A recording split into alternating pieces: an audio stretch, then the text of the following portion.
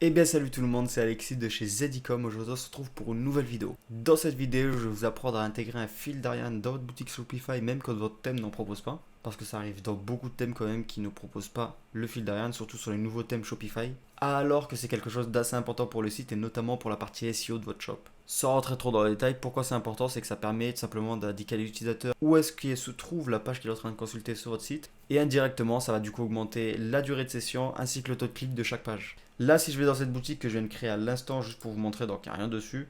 On va dans collection test, produit test, peu importe. Il n'y a aucun fil d'Ariane qui se crée. Donc on va aller le créer tout de suite, ça va être très simple. Vous allez prendre votre thème qui n'a pas le fil d'Ariane. Vous allez cliquer sur les trois petits points, modifier le code, donc edit code. Là, on va tout simplement venir chercher la section snippet. Dans snippet, on va faire add a new snippet. Et on va faire breadcrumbs, point liquide, comme ça. Important, il faut que le nom soit bien exact, sinon ça peut causer des problèmes par la suite. Juste ici, vous allez copier le premier morceau de code que je vais vous donner dans la description de cette vidéo. Une fois que c'est copié, vous cliquez sur Save en haut à droite. Maintenant, deuxième étape de ce tutoriel, on va tout simplement fermer la section snippet, on va aller dans Config. Et là, on va ouvrir Setting Schema JSON. Juste là, après la première section comme ça, on vient faire un espace, donc juste une touche entrée.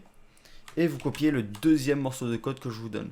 Vous enregistrez tout simplement. Et la dernière étape, on va se rendre sur theme.liquide, donc la section principale quand on ouvre l'éditeur de code Shopify. Et là, vous ouvrez la barre de recherche, c'est CTRL F si vous ne savez pas. Et vous marquez content, tiré du bas, for, tiré du bas, layout. Là, on va arriver ici. On va se mettre devant, on va faire une touche entrée pour laisser un petit espace au-dessus. Et on va copier le dernier morceau de code que je vous donne juste ici. On enregistre, on fait save. Là, on peut retourner avec la petite flèche en haut à gauche. On va faire Customize. Et là, effectivement, dans les paramètres, on va avoir tout simplement Breadcrumb Navigation. Et juste ici, on peut la cacher ou l'activer. Et on peut modifier sa couleur. Je vais vous montrer ce que ça donne du coup quand on va sur un produit. Vous voyez, elle apparaît juste là. Et du coup, on peut très bien la mettre par exemple. Faut bien sûr que ça matche avec les couleurs de notre shop pour que ça reste logique. Mais imaginons que ça soit du rouge pour que ça soit visible. Là, pour vous montrer pour la vidéo. Et ben voilà, et là elle apparaît juste ici en rouge. Donc si je clique sur collection, elle va nous ramener sur la page collection. Si je clique sur home, elle va me ramener à home. Tout simplement.